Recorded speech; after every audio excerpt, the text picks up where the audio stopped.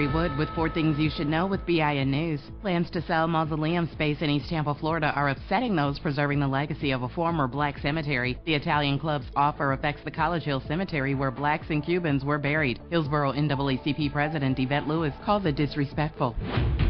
There's a push to expand the Texas Castle Doctrine, which allows people to use deadly force to defend their home or business. A bill connected to illegal immigration would take away a restriction that the attack needs to be happening at night when it's dark out.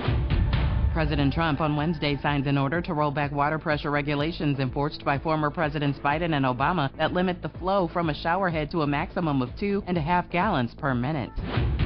And Drake is making history 2 times in one day. The rapper has broken the Beatles record for the most cumulative weeks on the Billboard 200 and becomes the first artist to surpass 500 million RIAA certified units. Get BIN News on demand 24/7 on the iHeartRadio app.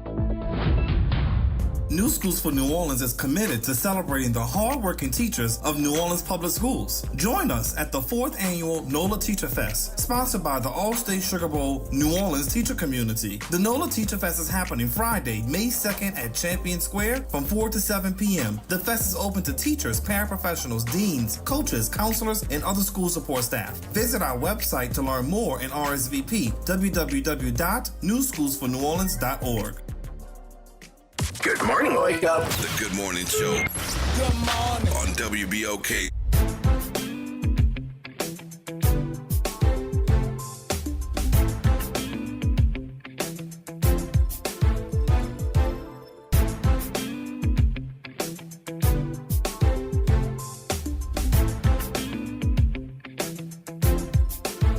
Wake up, New Orleans. Happy Tuesday. Welcome to the Good Morning Show. I am your host, Dr. Ashanta Wyatt. My super producer, Naira Sanders, is also here with us, making certain everything goes off without a hitch.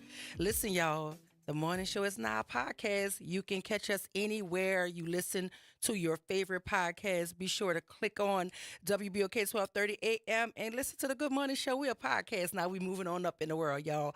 But happy Tuesday. I want to let y'all know something because I know how you are. If you tune in and you don't see me, you think something is wrong. Nothing is wrong. I'm taking a pause for a cause for my mental health. So I will not be in this chair tomorrow, but you will hear from the one and only Reverend Dr. Torrance Sanders. My good friend is going to sit in this chair. I possibly could call in. I'm not certain yet, but I just don't want you to feel away when you don't hear my voice or see my face. Everything is good. I just need to take care of me. So just understand that when you click on tomorrow, on Wednesday, on Hump Day, our favorite middle of the weekday, you won't hear my voice or see my face, but you will get the smooth sounds of Reverend Dr. Torrance Sanders. He's going to hold it down for us in my absence. So please make certain that you do not panic tomorrow. I know y'all going to still text me, Doc, you okay? Yes, I'm okay. Doc, you come? Yes, I'm coming back. I just will not be in the seat. And he'll fill in for me until I get back. So I just wanted to let you know that. But there's some happenings going on in the city of New Orleans, and who better to bring it to you than WBOK in the Good Morning Show? And we are going to start off with this story that is brewing about the mayor improperly stolen officer promotions and circumventing the Civil Service Commission rules.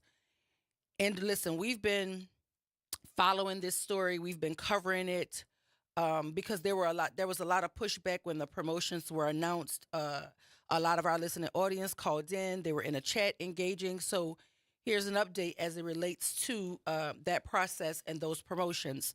It says the New Orleans Civil Service Commission has ruled that New Orleans Mayor LaToya Cantrell improperly stalled NOPD officer promotions. According to a ruling issued by the Civil Service Commission on Monday, after a review of the concerns into the grading system for promotions, the commission found Cantrell improperly involved herself in the promotions process. The Police Association of New Orleans will seek back pay for the officers who had their promotions stalled in November of 2024. The ruling claims Cantrell violated the Louisiana Constitution and New Orleans civil service rules that require merit-based promotions. According to the ruling, Cantrell is also accused of improperly instructing NOPD Superintendent Ann Kirkpatrick to promote majors and officers by using only the civil service eligible list without consideration of evaluations and scores from deputy superintendents, which is required by the federal consent decree. The commission said Kirkpatrick refused to follow the mandate, but did freeze and hold promotions in September of 2024 until an outside assessor completed a review of the scores for those up for promotion. This all stems from concerns that were raised by the mayor about the legitimacy of the tests for officer promotions due to complaints about the grading system. According to the Civil Service Commission ruling, Cantrell refused to name who brought forth the complaints or what the complaints were about. According to the Home Rule Charter, that could be used as the basis to remove her from office if she withheld answers to questions that should have been answered. That's according to Raphael Gornechi, the president of the New Orleans Metropolitan Crime Commission. Gornechi called the ruling a black eye for the city. The ruling claims Cantrell's allegations of bias in the grading system were specific to the captain's promotions, where she specifically raised concerns about the eligibility of promotion for Lieutenant Sabrina Richardson. Richardson was disciplined in 2022 for off-duty detail work and was demoted from a probationary captain rank to lieutenant. The commission claims Cantrell thought her discipline in that investigation was possibly biased and part of the reason why she was listed 8th in the captain promotion list. At the time of the freezes, Kirkpatrick said the concerns were regarding the legitimacy of the tests that come from the fact that NOPD uses internal assessors for review and promotion tests. The concerns prompted a review by the federal monitors who report to the United States District Judge Susan Morgan, the judge overseeing reforms to the NOPD. Morgan reviewed the allegations and investigations and ruled that there was no evidence of cheating or bias in the testing process. Morgan allowed the promotions to move forward in February. The decision of the mayor was based on politics and was hijacked by the mayor in an attempt to get it away from NOPD and civil service oversight. It is wrong, said Eric Hessler, an attorney for PANO. That is the Police Association. The City of New Orleans issued the following statement. The City of New Orleans respectfully disagrees with the findings of the Civil Service Commission and affirms that Mayor LaToya Cantrell did not interfere with the recent promotional process. The NOPD acknowledges the Commission's report concerning the promotional process for the ranks of Major and Captain and is currently reviewing and conclusions and related documentation. While we recognize and respect the Commission's important role in upholding civil service rules and procedures, the City remains firmly committed to maintaining a fair, transparent, and merit-based process, one that fully complies with legal standards, departmental policy, and the consent decree. The New Orleans Police Department issued a statement on the ruling. The New Orleans Police Department is aware of the findings released by the Civil Service Commission concerning the recent promotional process for the ranks of Major and Captain. We respect the authority and oversight of the Commission. The NOPD remains committed to maintaining a promotional process that is fair, transparent, and in full compliance with civil service rules, the consent decree, and departmental policy. Superintendent Ann Kirkpatrick has consistently prioritized integrity and adherence to the process, and the department will continue to uphold these standards moving forward. Listen, as the schedule would have it, we are going to hear from our superintendent of police at the 8 o'clock hour. I'm not certain if this will be one of the things that we are allowed to jump into, but if it is, the superintendent has always been forthright and transparent in talking to us about the issues that matters to the public. And I know the last time she was here, questions arose about this process specifically. So maybe we'll get an opportunity to dive into the decision of the Civil Service Commission, her thoughts on it. But what I will say is, I find it very refreshing, absolutely refreshing, that we have leaders in our community who stand up and speak out when things do not align with what policies and procedures are. So though she was apparently given a directive, the article is saying that she erred on the side of integrity and what was best for the department. What I can say is that is refreshing to me, because more often than not, decisions are made in this community always rooted in some sort of political favor. And I, for one, am beyond sick and tired of it. This city has so much potential and it can thrive in ways unimaginable. But we have to release ourselves from the bondage of this foolishness that governs decisions all the time, whether it be who you know, what relationship you have with them, your connection to them. It should be what is best for the taxpaying citizens of this community. That's what it should be about. That's the only thing that should matter. We run for office and we promise all of these grand things that we're going to do. We promise all of these separate communities, separate neighborhoods, all of these grand things we're going to do. And sometimes we get into these seats and we forget how we got there, who helped us get there, and that when it all is over, the only thing that matters is the people who go into the box and vote. And the same way they voted you in, that's the same way they should vote you out if what you promise no longer aligns with your actions. New Orleans should be tired of getting crumbs and everybody else all around us have full plates and they're eating well, living well, thriving. So for me, this might seem minuscule to somebody listening, but this is important because it speaks to the very fabric of how we do business here.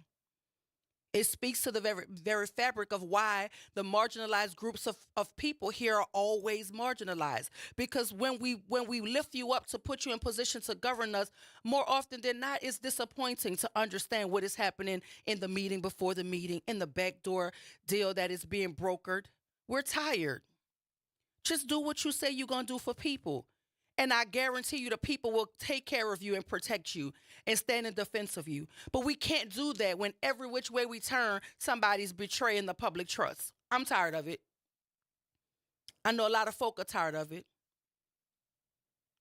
This has to stop. And we wonder why folk are always trying to come in and tell us how to do business, because more often than not, the people that are here are in some way, shape, or form compromised. That's why outsiders think they could come on the inside and then tell us how to rearrange our furniture, how to educate our kids, how to run our city, how to spend our tax dollars.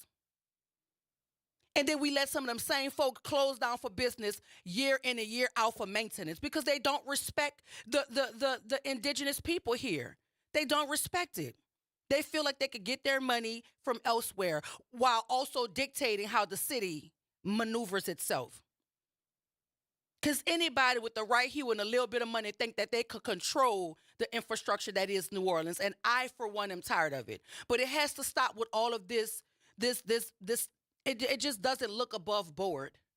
Why can't we do things in a transparent way that makes the voting populace feel confident in our leadership? Why is that so hard for the city of New Orleans? Why is this so hard? There's ethics for a reason. Follow it. There's a home rule charter for a reason. Follow it. I don't know why it's so hard. But stop promising people things that you cannot deliver on. Because clearly you're making promises to the voters and you're making a separate set of promises to benefactors. And somebody gonna lose. And more often than not, it's the people. Because the people don't have enough money to make certain that you go in high places. I'm tired of it. Something has to change in this city. Good morning, Miss Alicia. Welcome to the Good Morning Show. This is something that bothered me when I was watching the news last night. First off, we allow these outsiders to come in. Almost all of the mayor's top people are out-of-town white folk, number one. So she's allowed people to come in here to do what they do to us. I am really more ticked off at the fact that Raphael Goyeneche speaks for this city. He should not. The topic that he's talking about, where was he when Hans Gunther has been hired as the second in command of the police department, when he was involved with the Beachcomber incident, when the RTA drivers were beat up? Where's that? We have a whole lineup of stuff that's not right. How about all the people who said that they left the department or they went somewhere else because they were being retaliated against because they refused to cover for VAPI? But my thing back to Raphael Goyeneche, he has the gall to sit and talk about somebody else when he spoke favorably, honorably for the police.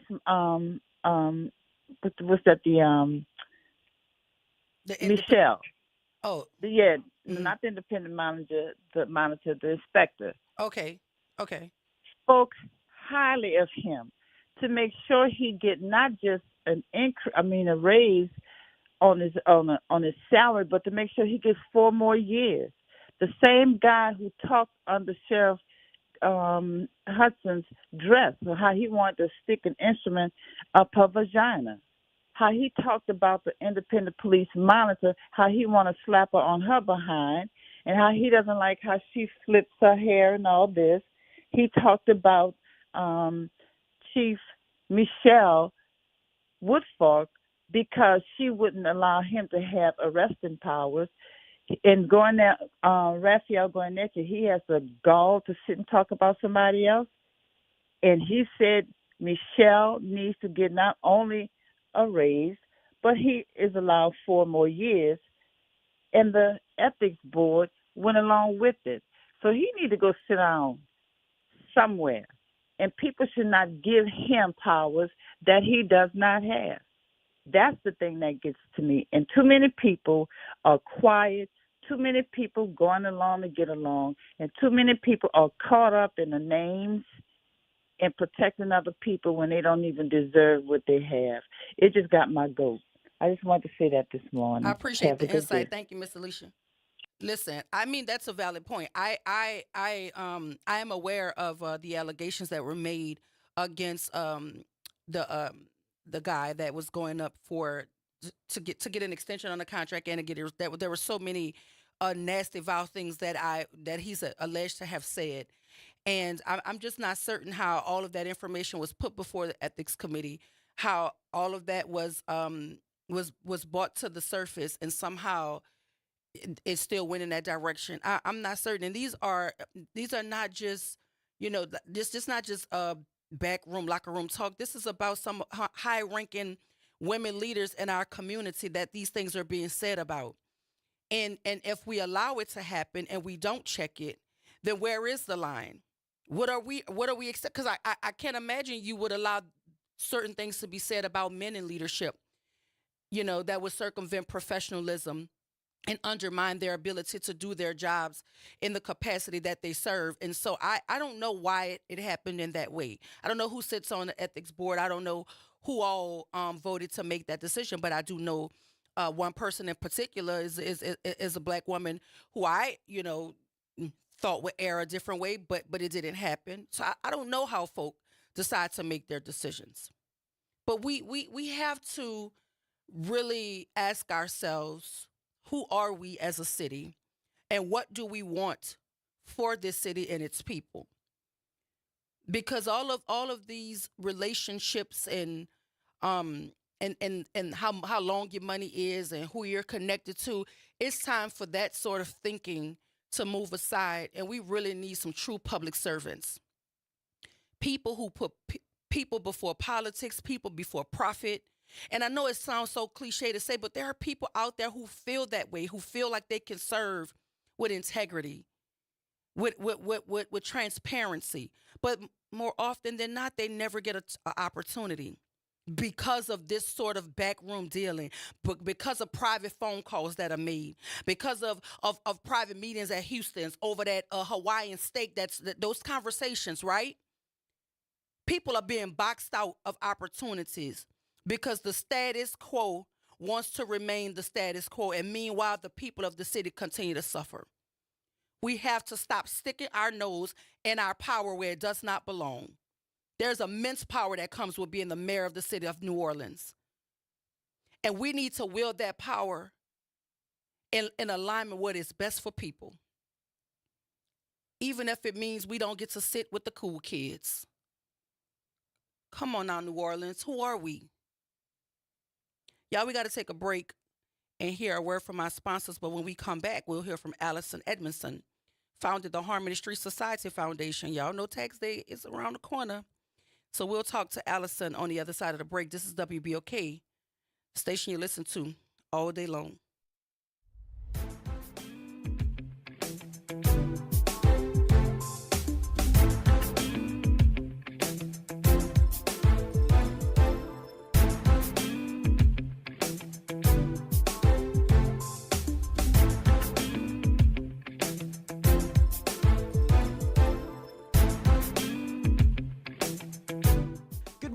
I'm Daryl Forges with WDSU News, and here's your headlines. Improper infringement into the civil service process. A probe into stalled NOPD promotions finds the mayor of New Orleans violated parts of the state constitution. The Public Service Commission says Mayor LaToya Cantrell improperly instructed Superintendent Ann Kirkpatrick on who to promote without consideration of evaluation and scores. Mayor Cantrell's office says the city of New Orleans respectfully disagrees with the findings of the Civil Service Commission and affirms that Mayor LaToya Cantrell did not interfere. The NOPD says Kirkpatrick has consistently prioritized integrity and adherence to process. The department will continue to uphold these standards moving forward. Revisiting talks of a gun-free zone, that's what lawmakers say could be coming after a shooting injured 5 people in the French Quarter on Sunday night. Shortly after French Quarter Fest ended, shots rang out near the intersection of Iberville and Decatur Streets. Last year, State Representative Alonzo Knox introduced House Bill 498, which would have created a gun-free zone in the city's entertainment district, but it was voluntarily deferred. And by the way, the suspect in that mass shooting is set to be in court on Thursday.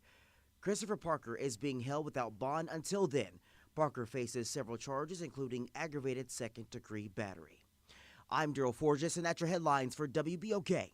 Have a great day. NOLA Public Schools is excited for the rest of this 24-25 school year journey with our families, watching our students dive into learning, growth, and success. As the school year continues, our dedicated educators are focused on keeping every student engaged and motivated. Let's keep embracing new challenges, celebrating achievements, and supporting each other to make the rest of this year even more impactful. Stay connected with your school and NOLA PS through our social media channels for updates and resources. We're here to help our scholars attend today, achieve tomorrow. Saints of God, it's time for us to tell you the truth. It's time for you to start your 21-day challenge. Don't take another day. Do it right now. Call 504-701-4711. That's the whole water stove, Pastor David Impartan Sr., the host of Change Your Water, Change Your Mind. This is the water that's designed to change your body, the way you think, the way you act, and the way you look. Why don't you start your 21-day challenge today? For $35, you can start it right now. Call me so we can set up your appointment. 504-701-4711. That's 504-701-4711. Change your water, change your mind.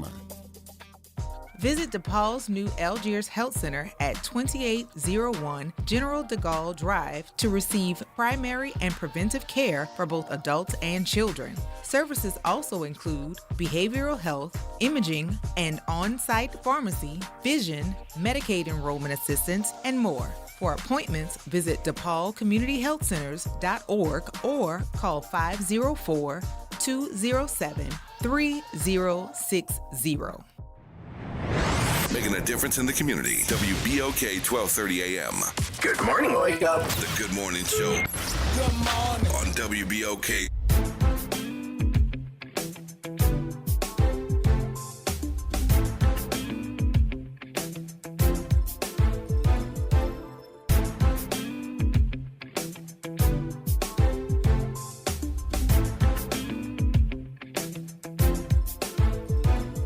We are back. Welcome back to the Good Morning Show. Happy Tuesday, everybody. We're getting ready to jump into conversation with Allison Edmondson, the founder of Harmony Street Society Foundation.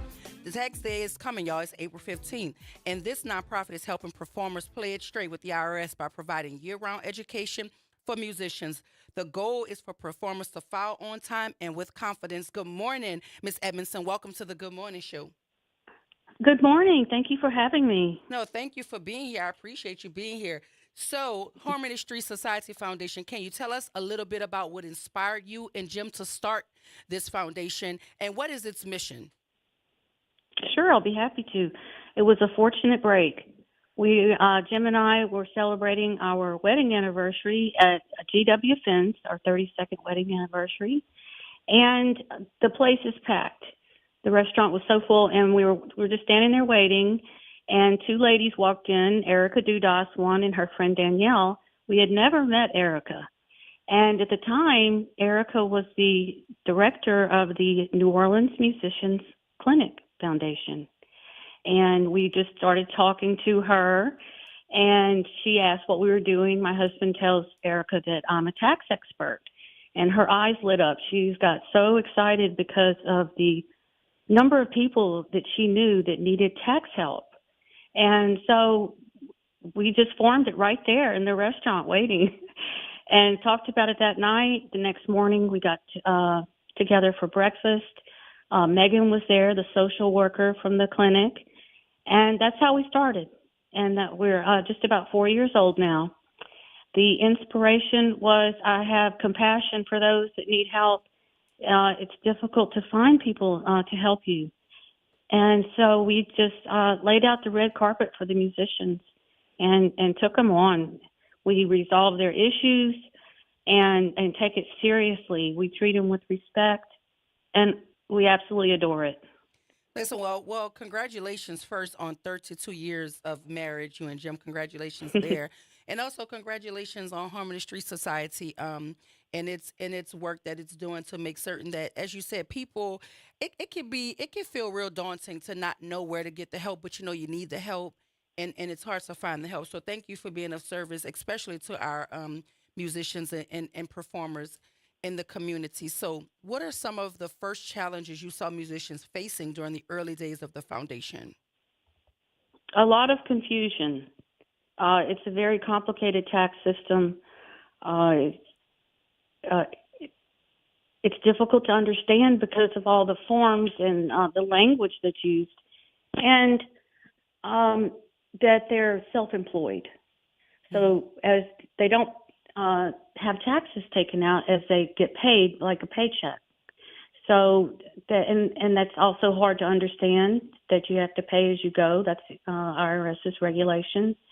So the self-employment, the fact that they don't file because of the confusion, and until now they had no place to turn.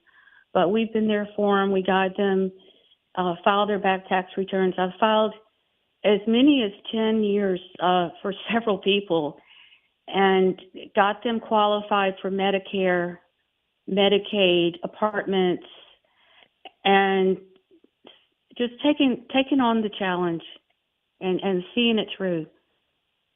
Well, because that was going to be one of my additional questions. Beyond taxes, how else does Harmony Street help musicians plan for their financial future? And some of those things is helping them with that health care, helping them find affordable housing. What else is Harmony Street responsible for? Because we want to make certain that we celebrate you and your fullness here. Oh, thank you so much, because we have had quite an impact on the city and our beloved artists. So we teach them the business of show business from beginning to end. To when you get hired to play a gig, you fill out the form, the W-9. We go over it. We have them come to our workshops, actually fill out the form, which is a short form, but it can be very confusing. So we take them from the beginning to the end, and we also talk about LLCs. And I don't really recommend it too much because it adds to the complexity already given, and doesn't provide any tax benefit. So we go over that in our workshops. Other things we've done, we've helped them get driver's license. I've met several musicians at the IRS office on Poydras Street. That is not a pleasant experience, but I have to be on my best behavior because I'm there representing the artist. So, and then they have to go there for the silliest reasons. That you have to go in there and prove your identity to get your tax refund. And it is not an easy process. The IRS agent told us to get out. That no, you don't have the proper forms. Well, how can we get the forms if we can't access my records because of this identity problem? And well, the musician sweet talked the lady into letting us stay, and we ended up getting what we needed, because I don't take no for an answer when it comes to these guys and gals. You know, I'm gonna do everything I can to help them. So yeah, he ended up. And the other thing about the identity, once they peg you for I don't know what reason that you're going to get pegged to have to prove your identity, but I can see them all there in the office waiting to their turn to talk to the IRS agent. And you can see the frustration. A lot of them just leave. They haven't accomplished their goal and they just walk out. But we did it. Oh, so if you get pegged for that, then IRS is going to send you an identity PIN number every year. It's mailed out in like December or January. Well, and if you don't have that number, you can't e-file. So then you have to mail in your return. That just makes it more complicated. So the system's broken. Yeah, it definitely is, and that makes your work all that more important, especially for our musicians and our performers. But can you explain how being classified as a 1099 contractor affects the musicians financially and legally? Financially, it's so difficult because they are responsible for the full Social Security and Medicare tax, 15.3% on the net earnings. That's a big number. When you file your tax return, you see that tax. You add the federal income tax on top of that, state income tax. It's so high. It's not affordable, that's for sure. Things are tight already. So being a 1099 is difficult. And keeping up with your records, keeping up with your expenses. One idea is to, if you want to keep track of it in one place, open a checking account, and it doesn't have to be in a business name. Use your name when you're getting paid by the gigs, and get a separate checking account that you run all your business income and expenses through. So at the end of the year, you have all your statements, and you can easily see the results of your year's work. So that's a recommendation to keep track of it. And what was the second part of the question? I was just asking, how does it affect them financially and legally? Oh, okay. And legally, well, one thing is, as far as getting some of them qualified for Social Security, is that if you're a W-2, your wages are automatically reported to Social Security office. And but if you're 1099, you have to file a tax return or it's not reported. So you could go years and years if you haven't filed, you don't have any income. So no Social Security for you. So we get those returns filed and then they can collect and get Medicare. So for the musicians with more complicated tax issues, like those folk who have years and years of unfiled taxes, how do you connect them with the CPAs or support through larger organizations like MusiCares? Oh, well, we have a direct connection with MusiCares and Jazz Foundation of America. We work with them. They send Harmony Street musicians from all over, Nashville, California, New York, Brooklyn, New York, Bronx. And so they're very supportive of Harmony Street Society. And if we see musicians in need and the artists, like, can you help me with my water bill? I'm short this month. Or when I helped someone get a driver's license, I found those organizations will pay to help musicians throughout the year. And in fact, almost in 4 years, we've gotten $51,053 in grants directly paid to the musicians. So they're very helpful.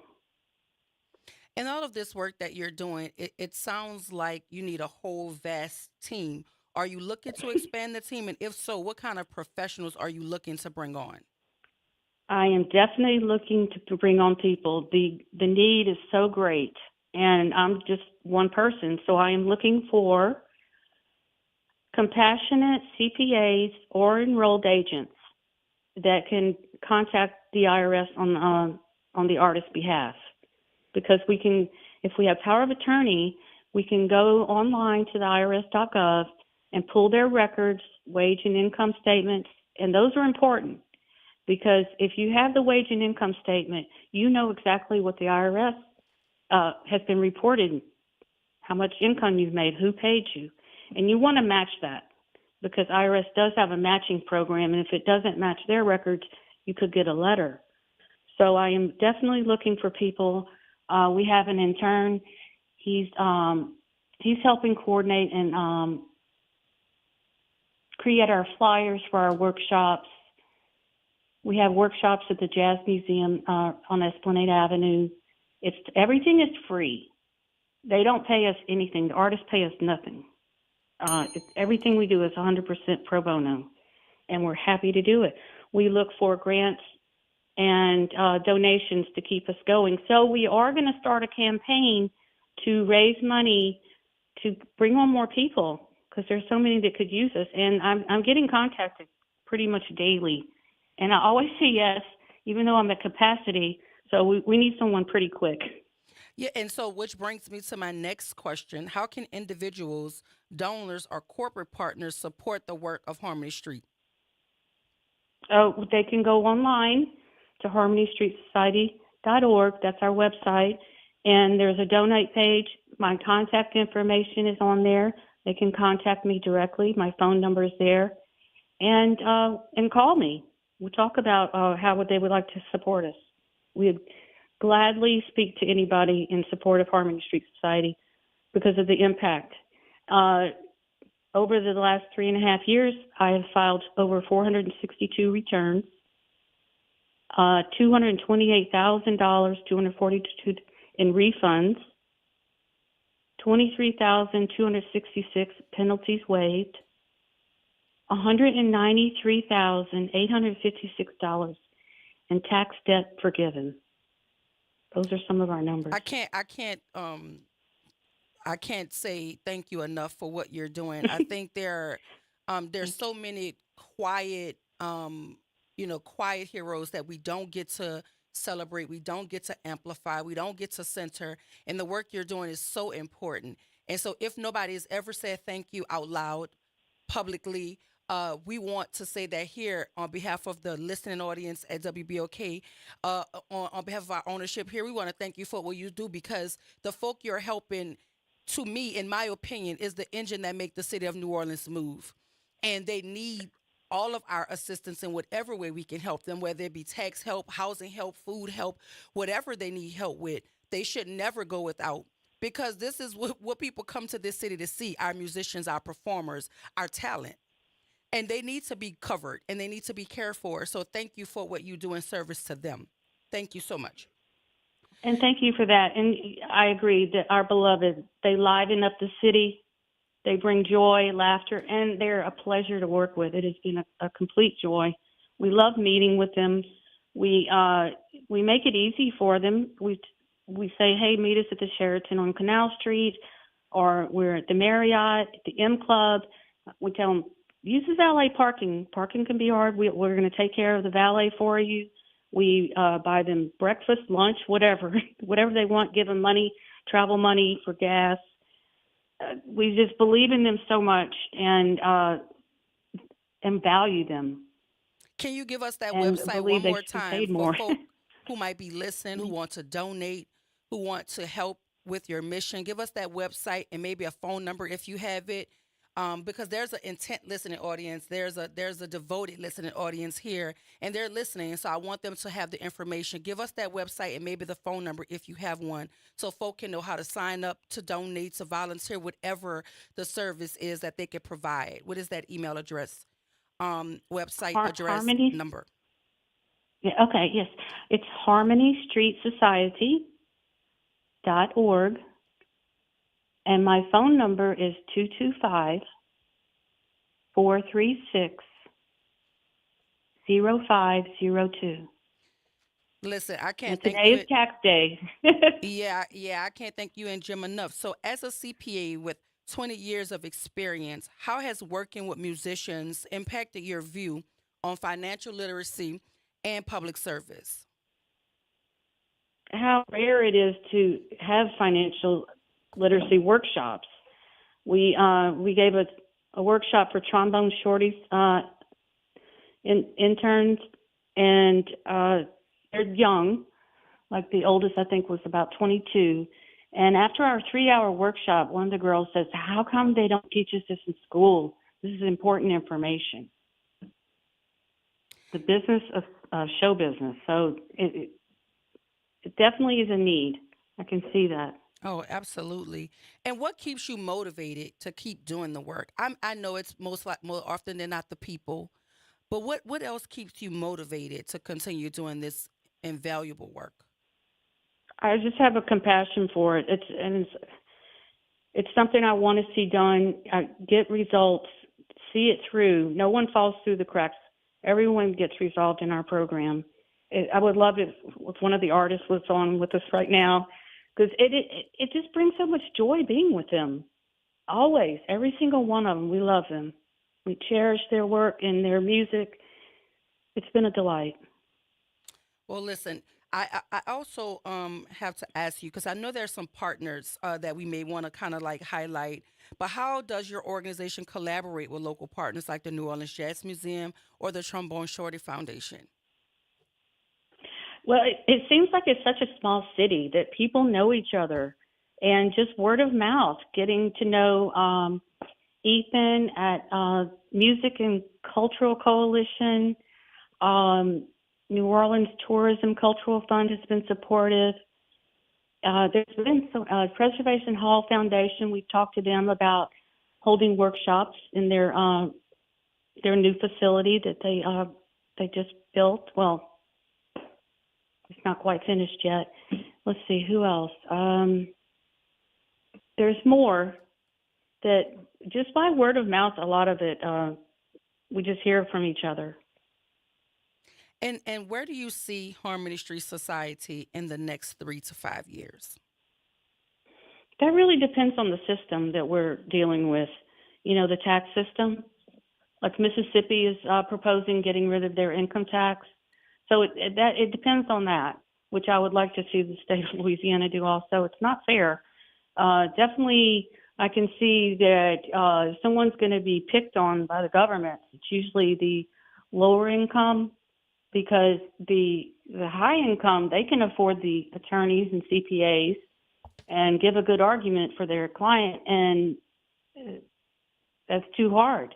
So they go after the easy ones, the ones that don't have anybody, you know, to fight for them and to say, hey, no, you're incorrect.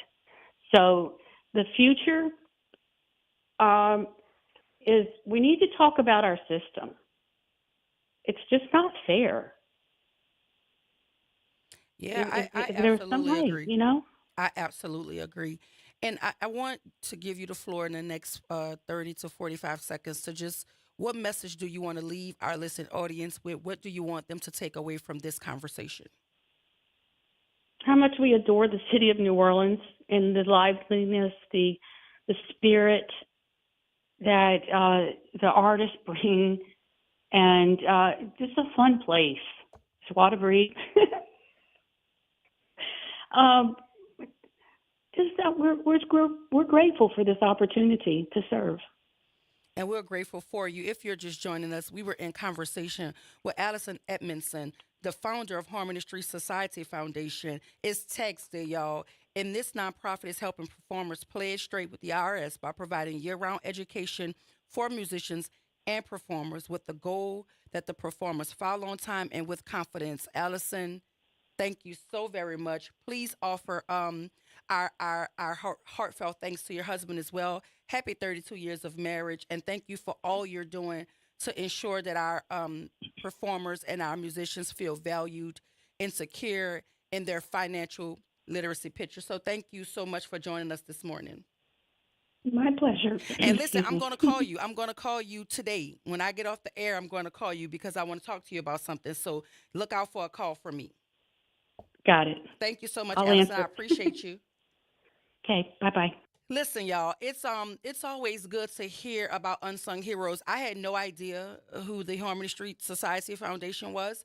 Glad to know they exist because, as I stated, I think that our musicians, our performers, all of the folk in our cultural community, they should have access to services such as these to make certain that their business is in line, because we do understand why people flock to this city.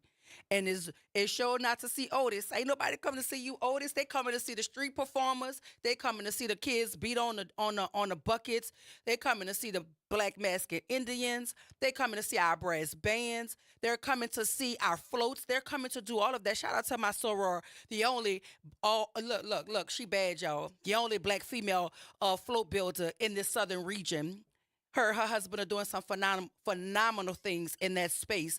So shout out to PR Productions. Like, we have to start uplifting our culture, uplifting our Black businesses to make certain that people know we exist and we're here. So thank you once again to Allison Edmondson, the founder of Harmony Street Society Foundation. We got to go to break, but when we come back, we're going to jump right back into the news, y'all. I want to give y'all an update on the Carmelo Anthony case that's happening out of Frisco, Texas. So we'll jump right into it. This is WBOK 1230 AM, what New Orleans is talking about all day long.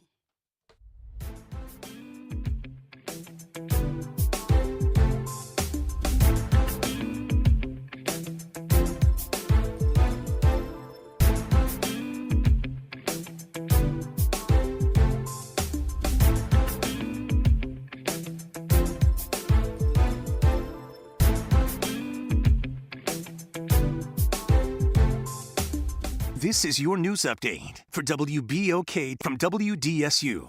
For all your news and weather, watch WDSU News, New Orleans' leader in live, local, late-breaking news. Today at noon and 4 p.m. More sunshine to kick off the work week. Mostly clear skies with afternoon highs in the low to mid-80s. Light breeze coming from the south. Tonight is comfortable, mostly clear. Lows in the upper 50s to low 60s. A weak cold front passes through Tuesday, bringing a sprinkle or two. Highs in the upper 70s to low 80s. Dry weather continues for the rest of the week.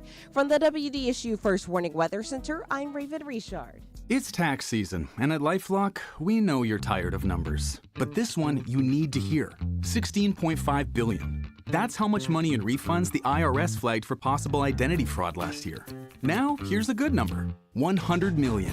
That's how many data points LifeLock monitors every second.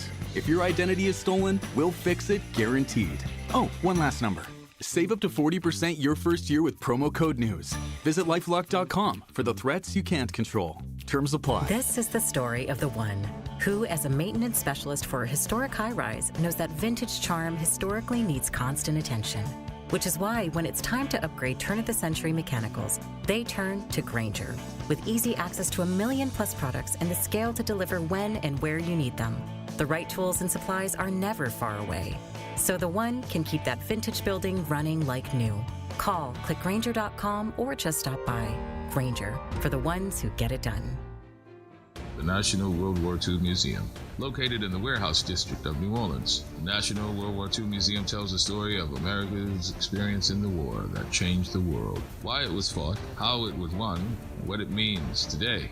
Visit them online at www.nationalww2museum.org for time tickets and safety information. The New Orleans Jazz and Heritage Foundation is the nonprofit organization that owns the New Orleans Jazz and Heritage Festival presented by Shell. With the funds generated from Jazz Fest, the foundation invests in Louisiana companies through economic development, cultural enrichment, and free educational programs. To learn more about what the New Orleans Jazz and Heritage Foundation does, please visit www.jazzandheritage.org. WBOK, online at WBOK1230.com. Good morning, Wake Up. The Good Morning Show. Good morning. On WBOK.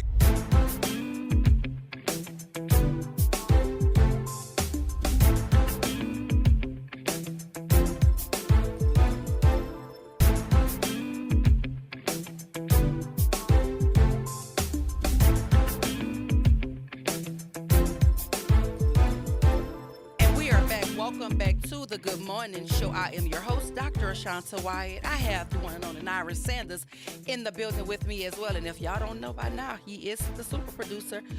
So put some respect on his name. But if you're just joining the conversation, you missed a good one. We were talking to Allison Edmondson, the founder of Harmony Street Society Foundation, and she is doing some wonderful groundbreaking work to ensure that our cultural community is taken care of in terms of their financial literacy picture. So I want to thank her once again for the work she's doing in that space.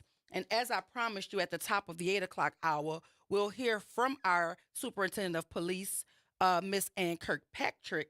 She'll be with us at the top of the 8 o'clock hour. But right now, I want to give you an update on a story that we've been talking about out of Frisco, Texas, whereby Carmelo Anthony, a 17-year-old football and track athlete, he stabbed another 17-year-old student, Austin Metcalf, at a high school track meet. And the media is reporting that the $1 million bond that Carmelo Anthony was being held in jail on has been lowered to $250,000, which allowed the family of Carmelo Anthony to post bail, and he's now at home on house arrest. He has to wear an ankle monitor, and I believe he's in the care of his parents. But the story is being reported that Carmelo Anthony, the 17-year-old accused of fatally stabbing another student at a high school track meet in Frisco earlier this month, was released from jail on Monday after his bond was significantly lower. And if you could remember, I read a statement from an attorney, Lee Merritt, where he highlighted the disparity in the bond. He quoted several different high-profile cases whereby the bond did not exceed $300,000, and so he was kind of alarmed by the high value of the bond, considering that Carmelo Anthony had no record of any kind. So this was technically his first introduction into the judicial system, or being accused of anything, or being arrested for any charge. And so Lee Merritt, highlighted the glaring disparity in the cost of the bond. And so District Judge Angela Tucker lowered Anthony's bond from $1 million to $250,000, which allowed his family to post bond. Anthony had been in custody on a murder charge since April 2nd, when he was arrested and accused of killing 17-year-old Austin Metcalf at the District 11-5A track meet at a stadium out in Texas. Anthony apparently or allegedly told police he was acting in self-defense. While under house arrest, Tucker said Anthony will only be permitted to leave home with her permission, namely trips to his attorney's office and meetings in court, and will need to be with an adult at all times. He is also not to contact the Metcalf family, including on social media. Factors considered in court on Monday included Anthony's age, his lack of criminal history, and his ties to the community, including several family members, close friends, a football coach, and a manager from one of his part-time jobs who showed up to the hearing. This child had 2 jobs while also going to school, also being on the academic list, and also being the captain of his football and track teams. On the Metcalf family side of the courtroom, which was also full, Megan Metcalf, Austin's mother, bowed her head and cried as the decision came down. Greg Willis, the Collin County District Attorney, told reporters after the hearing that his office is focused on next steps, which will be reviewing Frisco's police investigation and presenting the case to a grand jury, which will determine whether Anthony will be indicted and face trial. What we are concerned about as prosecutors is justice, truth, and accountability. So we will go where the facts lead us, Willis said. Willis said he considers the case to be a terrible tragedy, not only for Frisco, but for Collin County community as a whole. It is the most unnatural thing for a parent to lose their child, he said. It's permanent, it's profound, and it's certainly premature. The Anthony family has had a difficult or a different kind of loss, but a loss nonetheless. Mike Howard, Anthony's defense attorney, says he feels the judge's decision was fair.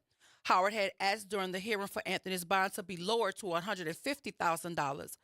It is not supposed to be an instrument of oppression, Howard said. It's not supposed to keep people in jail.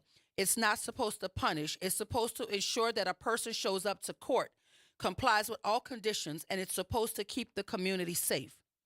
Howard declined to delve into the specifics of the case, but said there are 2 sides to every story, and that after a full investigation, he is confident the truth will come out. Every Texan has the right to defend themselves when they reasonably fear for their life, he said. So there are a couple of things here that I want to expound on, and one being this idea that bonds are tools of oppression. They are tools to keep folk incarcerated because they put the fee so far out of the family's reach that you cannot afford to ensure that your loved one is home while they fight against these alleged charges. And so that is a system that I also believe has to change, because a lot of the oppressive systems only keep down marginalized, poor communities anyway. You never see wealthy folks fumbling and being doing GoFundMes and selling supper plates and doing those things to make certain that they can at least have a proper way to defend themselves. You don't see them struggling in that sense because that system is not designed to harm them. This system is designed to hurt already marginalized, impoverished communities of people. So this system also has to change. If I'm already struggling, if I'm already living in poverty, and I'm accused of a crime, do you not take into consideration that I am innocent until proven guilty? And if that is the premise that we're going to wave the banner on, then we have to make certain that people have access to systems to make certain that they're free to defend themselves. You can't fully participate in your own defense locked behind bars with no idea of how you're going to make a bond. That is an oppressive system, so I absolutely agree with that. The lawyer said it's not supposed to keep people in jail. It's not supposed to punish. It's supposed to ensure that a person shows up to court. So if that is what the purpose of it is, then how come we put a 17-year-old child on $1 million bond if that is what the system is designed to do? And while I do understand the nature of the charge, I do understand that he also has a right to a fair and impartial, unbiased opportunity to defend himself against these allegations. And so I want to say again, emphatically, that this is yet another system that we must dismantle and build it back in a way that honors the humanity of people, because we do know statistically there are lots of folk who are incarcerated for things that they did not do. There are a lot of folk who have given 30, 40 years to a penal institution for flawed cases. Prosecutorial overreach, right? Police misconduct. We see it all the time. So not everybody that is behind bars deserves to be there. So this is a system that we must look at and re-examine it and tear it down and build it back so that it honors what it says it's supposed to honor. Not punishment, but to ensure that people show up to court and that they comply with all conditions in an effort to keep the community safe. We have to go to break, y'all. But when we come back at the top of the 8 o'clock hour, we're going to hear from our superintendent of police, Ann Kirkpatrick. Y'all stay with us. On the other side of the word from our sponsors, we'll come back with our chief of police, Ann Kirkpatrick. Stay with us right here, WBOK 1230 AM, what New Orleans is talking about all day long.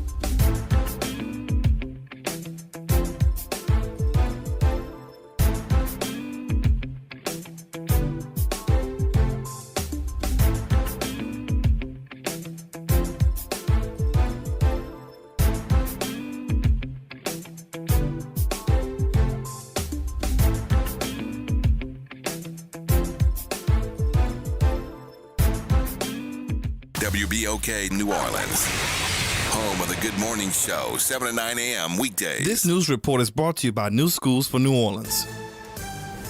I'm Bree Wood with 4 things you should know with BIN News. The Supreme Court ruled President Trump can fire 2 independent agency watchdogs, reversing a lower court decision. Affected are members of the National Labor Relations Board and Merit Systems Protection Board. Arguments from the officials' lawyers will be heard next. New York City Mayor Eric Adams allows ICE to set up an office at Rikers Island for criminal investigations. Critics, including Black City Council Speaker Adrian Adams, say this endangers New Yorkers and supports Trump's deportation policies. Transgender pilot Joe Ellis sues conservative influencer Matt Wallace for falsely linking her to the D.C. plane crash that killed 67 people. Wallace's viral posts led Ellis to fear for her safety, requiring private security. And a Minecraft movie is set to dominate the box office again, expected to make $65 to $82 million this weekend. It debuted with $162 million, the best opening of the year. Get BIN News on demand 24/7 on the iHeartRadio app. New Schools for New Orleans is committed to celebrating the hardworking teachers of New Orleans Public Schools. Join us at the 4th Annual NOLA Teacher Fest, sponsored by the All-State Sugar Bowl New Orleans teacher community. The NOLA Teacher Fest is happening Friday, May 2nd at Champion Square from 4 to 7 p.m. The fest is open to teachers, paraprofessionals, deans, coaches, counselors, and other school support staff. Visit our website to learn more and RSVP, www.newschoolsforneworleans.org. Trying to grow your business or increase traffic to your location? We can help. WBOK 1230 AM has a number of solutions that will meet your individual needs. Give one of our consultants a call today at 504-582-9420 or email us at info@wbok1230.com. And remember, an investment with WBOK is an investment in our community. Call today. Good morning, Wake Up. The Good Morning Show. Good morning. On WBOK.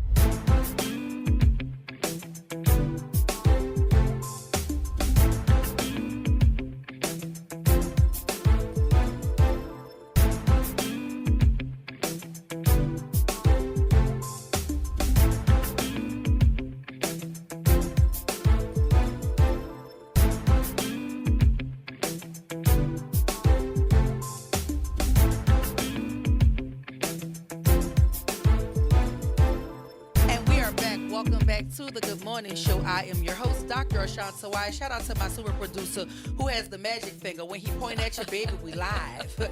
Look, happy Tuesday, everybody. And as promised, at the top of the 8 o'clock hour, we were going to jump into conversation with our superintendent of police, Ann Kirkpatrick. Welcome back to the Good Morning Show. How you doing? Yeah, good morning. Good morning. And so listen, I was talking to the listening audience at the top of the 7 o'clock hour, and we were talking about the Civil Service Commission and what their ruling was. And I was excited that you were listed as a guest today so that you could, just give us your take there. And I know people want to hear from you. So in response to the findings, what would you like our listening audience to know? I think the most important thing is to know that the mayor and I were definitely lockstep and the desire to make sure that this promotional list was without bias. There's never been any question about that. We want our promotions to be based on merit. And that's really the takeaway of everything, is that we do have a list. It is verified, it's certified as definitely being a solid and legitimate list, and every man and woman who got promoted is deserving of that. And everyone else along the path who's going to be promoted from that list is also can rest on the fact that they deserve that promotion. Yeah, well, and I think that's the sentiment of any person that's paying attention to how this all played out.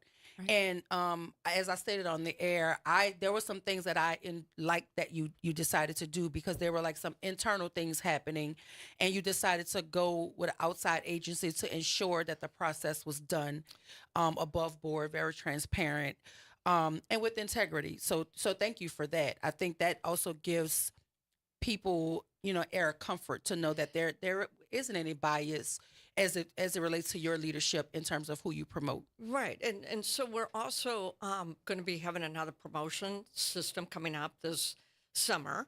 And we've also learned lessons learned. And I'm very grateful that the federal judge, the mayor, the commission, everybody involved is willing to make some adjustments in process even, so that we can tighten it up even all the more. So the whole issue of anyone getting promoted under both my leadership and the mayor's leadership, who are decision makers in this, it is going to be merit-based, period. Yeah. End of story. And I think for me, as a person who loves the city, I love my city. I'm born and raised here. I think we just want a city that honors its people, right? That's right. And I think all of the politics of everything has to take a back seat, in my opinion, to what is best for people. So that was just my 2 cents on it at the top of the 7 o'clock hour. We just want to make certain that our leadership honors what is best for the citizens, and not, we're not making decisions based on relationships or based on political aspirations. We're making decisions in honor of what is best for people. And in your role, what is safe for people. You have a huge job to ensure public safety, and that aligns itself with public trust. Sure. You can't have a safe city if the folk don't trust its leadership. Yeah. And so thank you for your leadership, and thank you for your transparent way of leading hey, as well. I've tried to make myself open, admit my mistakes, admit my weaknesses, make sure that I correct those issues of my own life. And so that's, trust is everything, because in the world of law enforcement, it is about relationship, and leadership is about relationship, because people follow people. They obey rank. And you can obey a rank without believing in a person, but you don't trust it. And I want to be a woman who is trustworthy, that you might not like what I say. You might like Don't my worry, sentiments. Chief. I'm in that boat. I'm in that boat with you. They might not like what I say. And I think since I've been here, I have been willing to prove saying things that I know some people don't like. Yeah. But that's just the way it's going to be, because at least you can trust it. Yeah. Yeah. Yeah. Listen, I think to me that is paramount. I don't think being liked should be paramount, especially when you're a leader. If you're liked, that's lane yap. It's extra. Well, but the job, you have a job to do, and you're not going to please all of the people. I just all want to of be the time. respected, Doctor. That's my it. goal. That's it. You don't have to like me or go have dinner with me or eat coffee. I just tell people, I just want to be respected. You don't have to like me, but you do respect my mind, right? Yeah. And so as long as that's what's happening in conversations with me, I'm okay. Being liked is at the bottom of the totem pole for me. But can you talk to us about what are some of the department's top priorities at the moment? So we are still pressing and reducing, first and foremost, violent crime. And the reason for that violent crimes are crimes against a person. They're against your body. They're against, it's violating you as a person. And so we are making continually to build on, great gains we made last year. As of this morning, we're right at 29% down again on murders, on top of where we were last year. But one murder is too much. Yeah. One person being shot who didn't die is too much. So yes, we still continue to focus on that. So we're going to also we're focusing on the drug market. We're working on that. But there are also a lot of people, property crime is what I'm wanting to drive to. Shoplifting is a problem in our city, and it affects everybody. And we're trying to get to the root cause of why people shoplift. Is it drugs? Is it some other poverty need? Is there some way that we can address it and meet needs? That's true whether it's a crime against a person, anyone who engages in crime. We're trying to get to more of the root cause and break those cycles, give people opportunities. So in terms of trying to get to the root cause, when folk are arrested and they're doing intake and all of that, is there like a process where we're talking to them, trying to get to the why behind the crime? Is that happening? Yeah, that might sound a little silly, but it's not. Is silly. that happening? What we're trying to do is do it beforehand. Mm-hmm. So to give people opportunities. And interestingly enough, the police department is actually interested in helping people who find themselves caught up in a life of crime. Mm-hmm. We have resources available to people, and we can help you get to the right group. If you can call Crime Stoppers. You can actually call Crime Stoppers and say, I need some help. And that way they can remain totally anonymous, and we can help them get into services that will break the life of crime. A lot of people are caught in it. You know that. They're caught in it. They don't know how to get out. And so this police department is actually interested in that. We're trying to get to that before you get arrested in an intake situation. And here's another question that I always have, just as a regular citizen, just kind of paying attention to things. Are we also collecting data on folk who are committing crime in terms of their residence? Like, are they from the city? Do they live here? Yeah. Or are they kind of coming in from other places committing crime? Do we track that piece of data? Yeah, we do, actually, because it is, as you know, we just went through a festival, right? Yes. And so whenever we have major events, we know that there are outsiders who come in just to even pickpocket. Yes. And yet we've also been educating our people who work in those communities and live in those communities what to look for. We've engaged our hotel lodging management to say, hey, we don't want to chill people when we come in, but we got to help them help themselves about pickpocketing. And I think that my statistics yesterday showed that there were only 4 pickpockets during the fest. Now, that's very, very good compared to where we have been before. So we have a role to play individually as a citizen to help ourselves not become victimized. So yes, we're doing kind of a full holistic approach to public safety. And how does the department measure its success in terms of achieving its goals? So you set some goals. How do you know if you're successful? Well, numbers is interesting because how do you measure a success when a crime doesn't happen? Right. So the way that we do look at it is through the numbers and how they drop. Mm-hmm. They also are data informed, not necessarily data driven. They're data informed. We look at our numbers every day, and we have meetings internally in which we get the leadership team together every week. And we do look at the geography. We look at who's committing the crimes. Because as you know, a small group of people are responsible for the majority of the harm. And so those are the people we try to intervene and interrupt. And again, we're trying to place a lot of focus on services, trying to break out of that. And so, which was going to bring me to this point, like what specific programs or initiatives does this department have to address like violent crime or just general run-of-the-mill crime, like pickpocketing, things of that nature, or even like any social justice initiatives? Like what is the department doing there? Well, you know something, we work collaboratively, and I know that seems to be an overused word, but it's the right one. We work with other of our city partners. So let me give you an example. Let's even take EMS. Those are your medical responders. Those are your ambulance people, your medical responders. You know, thanks to their administering like cold blood to those who have been shot, they are saving lives. So they are impacting whether or not a statistic, if you will, goes from a assault, an aggravated assault, to a potential homicide. They are working to save lives. That matters to us.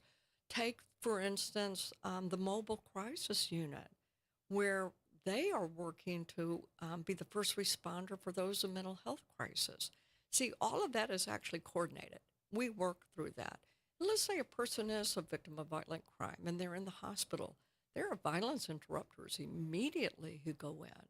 And if there's any concern of retaliation, there's an intervention process right then and there.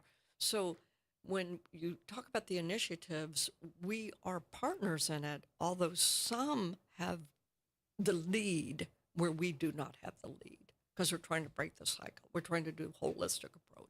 And are we also training our police force in terms of how to spot the difference between violence and a mental health crisis? Yes.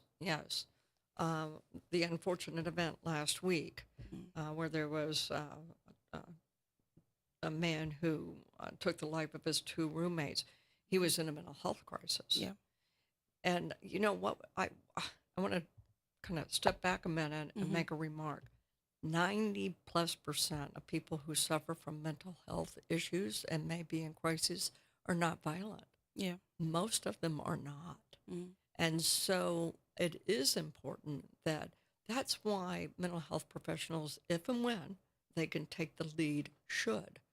Because most people are not violent. We see people out on the street who suffer from mental health crisis. They're not violent. They're ill. And they need help. We were in very deep conversation here at the station about a case in another state, right? And the young man was having a mental health crisis, and he was behind a gate. A neighbor's child called the police and alleged that there was a drunk man wielding a knife, right? And I do know that police officers are responding based on the information that the dispatch gives to them.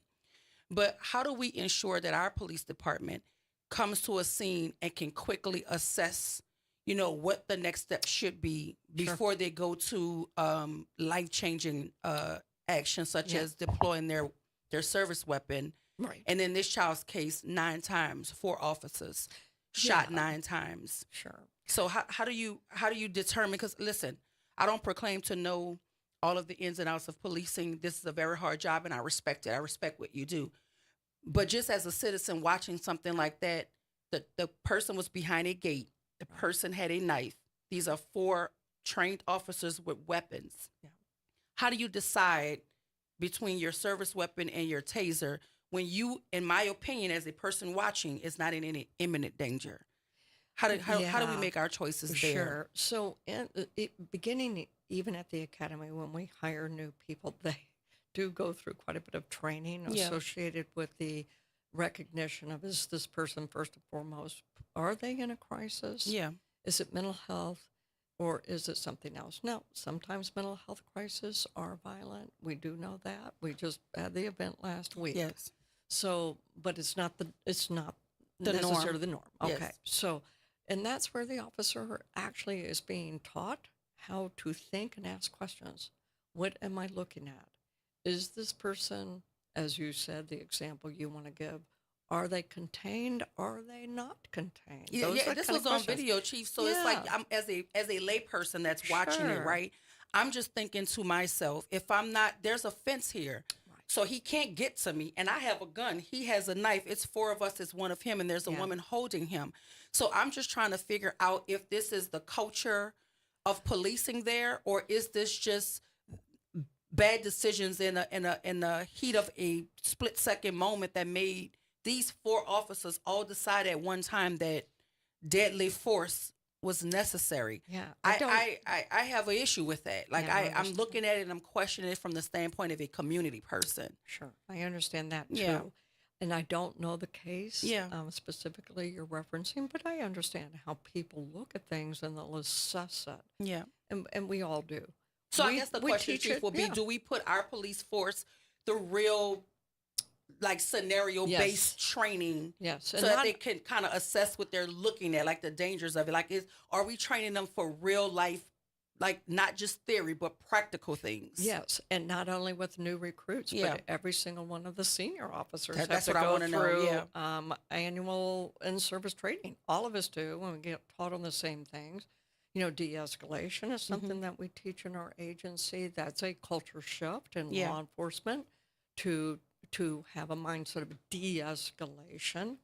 And so, yes, what I would tell you is that we're teaching officers how to think Mm-hmm. and not just react. And I think you're seeing fruits of that as well. Yeah, listen, know? I think that the New Orleans Police Department, for all of our growth areas, is one of the most communal departments. Yeah. That it's you can see the folk who are policing your you know them by name. You can speak to them. It's very communal. So for all of the things that folk like to say are issues for our police force, yeah, we need to grow in numbers, yes. But I think we're doing we're leading to the charge in most areas for what a department is supposed to be doing. There are people who come here to train from us on how to handle large crowds. That's exactly right. We are experts in a lot of ways. We have growth areas, yes. But when I see things like that, Mm-hmm. and I asked you that because it's another Sure. state, right? Yeah. Because I could have talked about the Jefferson Parish case, but I know how sensitive that is in terms of, our connectivity with our neighboring departments. But just as a lay person watching issues like that, Yeah, I often wonder if there's like a community person that's also a part of the police department yes, we do. that can kind of give you guys insight as in terms of a communal lens, Sure, right? we And not do. a Yeah, policing lens. We actually do. Yeah. We do that. For the public to know, and I would not expect the public to know, but every single use of force Mhm. is actually documented and reviewed. And so many times we're harder on us than you would be on us. As we And, should, you though, know, right? Because we and- want to clean our own closets. Like we don't. do. I absolutely appreciate that. We do, and we also were more interested in making sure, hey, officer, I'm not here to beat you down, but I am here to teach you to think about this. And let's step back on that. In sports world, don't you know the coaches every Monday morning look at the video of the basketball game of the Yes, weekend 'cause I'm a and coach. the football? And the Yes. football game every week. We review just like a coach would, And people will say, well, you're Monday morning quarterbacking. Well, that's my job. Yes. And I am a coach. And yes, that is the role we do. Because I think you look at it better because your stepping the back from adrenaline it. is down. That's correct. You have a new, set of eyes on That's it. right. Maybe you could catch something that you didn't notice in the moment. You And have to train that way. And we also point out what they did really, Absolutely. really well. And we do a lot of "Man, things really well. We do. And Mhm. so it's actually just a matter of the public should know we Yes. look at everything. And so, Which yeah. leads me into this question. Sure. How does the department work to build trust and positive relationships, especially with diverse communities of people? It is, I think, again, in my year and a half now of being here, this police department, you use the word, they are so community-based. Yes. Something, this community, any community, let me back up and say, any community wants to love their police department. Mm-hmm. They want to like their police officers. They Yes. want that.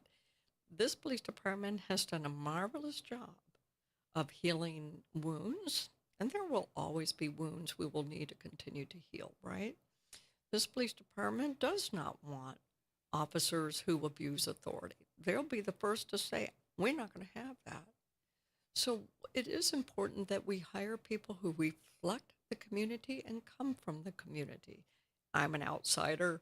Obviously, everyone knows that. And yet, I wanted to throw myself into this city and love on this city and love on this police department, and people respond to that. So it is important that we hire from within, that we reflect everybody, no matter who you are, where you come from, or your belief systems. Everyone needs to be welcomed. And to practice that in-house and how we act internally will matter how we act externally. Oh, absolutely. I agree Right? with that. And it takes me to this question. What measures does the department take to ensure officer safety and well-being? Because, we went through the Bourbon Street terrorist attack. Our officers, first responders, all of those folk were in the mix immediately. So what are we doing to ensure that the officers are safe as they're doing their job and that their mental health is also being looked after as well? We had about 120 people on that scene who worked that scene and processed that scene. Keep in mind, it wasn't just the police officers as well. Think about the coroners. Yes, all those first think about responders. the EMS. Yes. Think Mhm. about the fire. Think about the other partner law enforcement. So Yeah. we identified, it was, I think, collectively around 120. Every single one of them.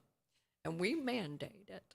We mandate that you have to go, and they worked in groups with a mental health professional because they are community. They happen to be police officers, but their community, their hearts are wounded.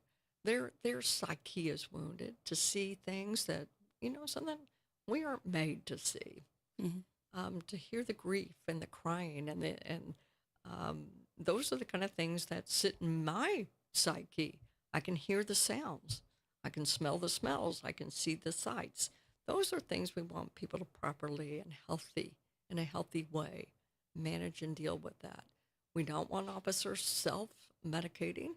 We want to give healthy avenues for people to recover and work in a healthy way to deal with some of these hard things that they see and hear.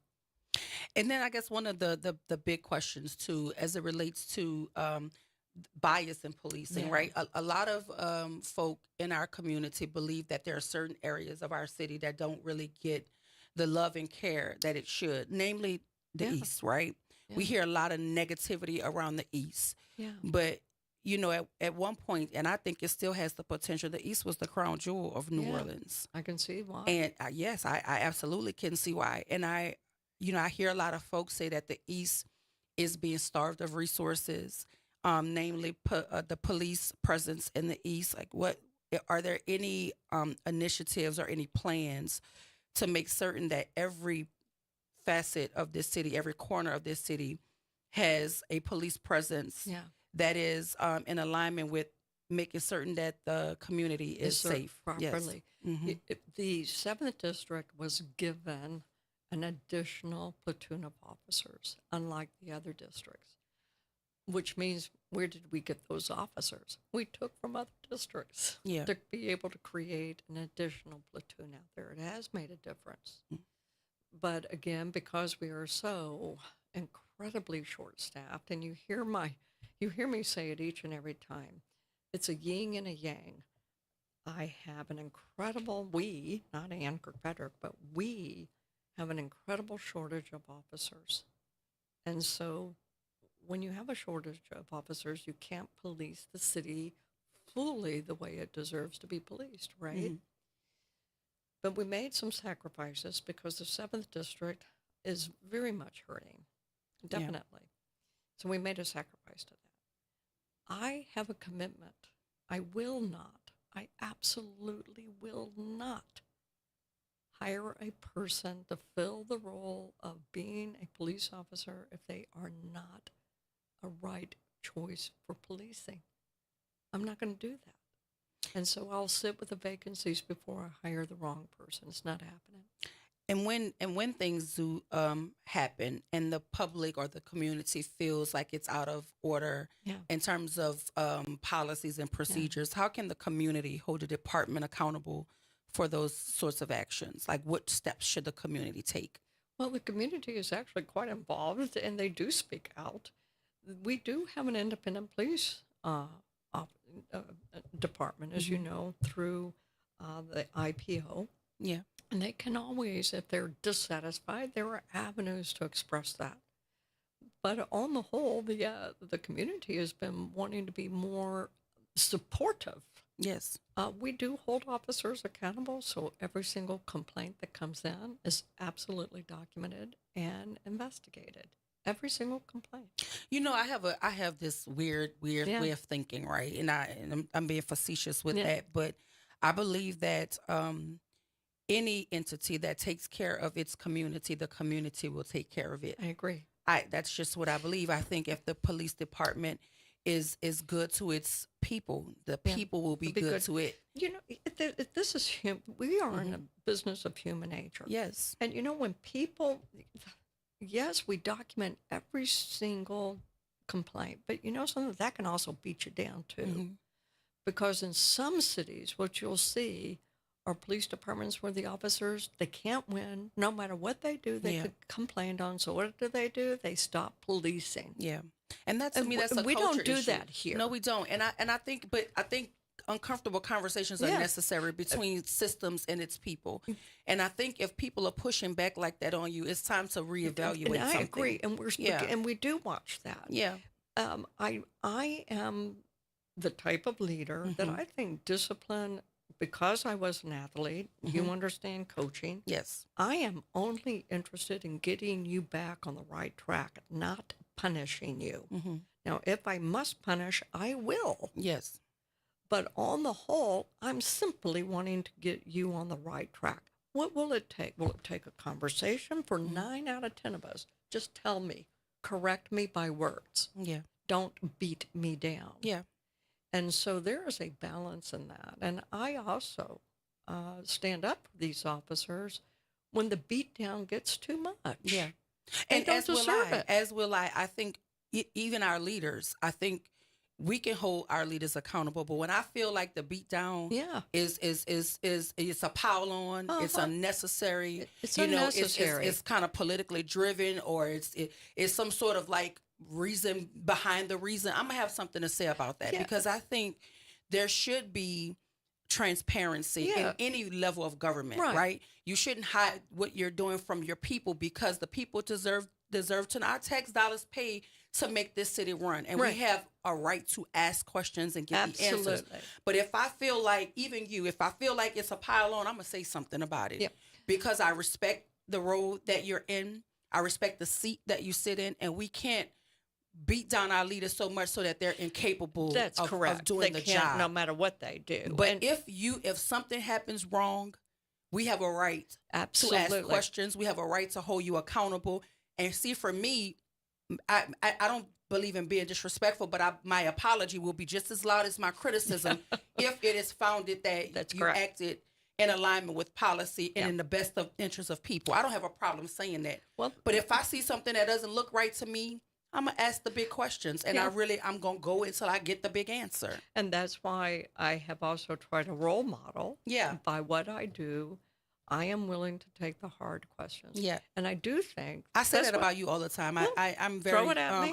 I give you that all the time. You don't duck any questions. I don't duck questions. I want to thank you for being here this morning, because this was a tough morning to be here after that That's okay. that the report came out, and I know you have to run, but I'll give you about 30 seconds to tell us what you want to leave us with. What do you want us to know about the New Orleans Police Department and your leadership moving forward? What is there? You know, what I want the public to know is that this police department really loves y'all too. Yeah. And they want to take care of you. I want to take care of you. I actually care about people. I am a people person. My heart is all about service. I'm a peacemaker at heart.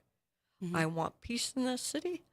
I want there not to be violence and crime in this city. I want this city to thrive and to prosper in every single way. So I always welcome the opportunity to speak to the community through the voice of the media. Well, That's thank a you for your blessing. service. So we appreciate you here. Listen, if you're just joining us, you missed the conversation with our superintendent of police, Ann Kirkpatrick. She's extremely busy, y'all, so we know she has to go, but we want to thank her for devoting 30 minutes of her time out of her busy schedule. And shout out to her team that's on the other side of the glass. They do some wonderful work as well. But stay with us right here, WBOK 1230 AM, what New Orleans is talking about all day long.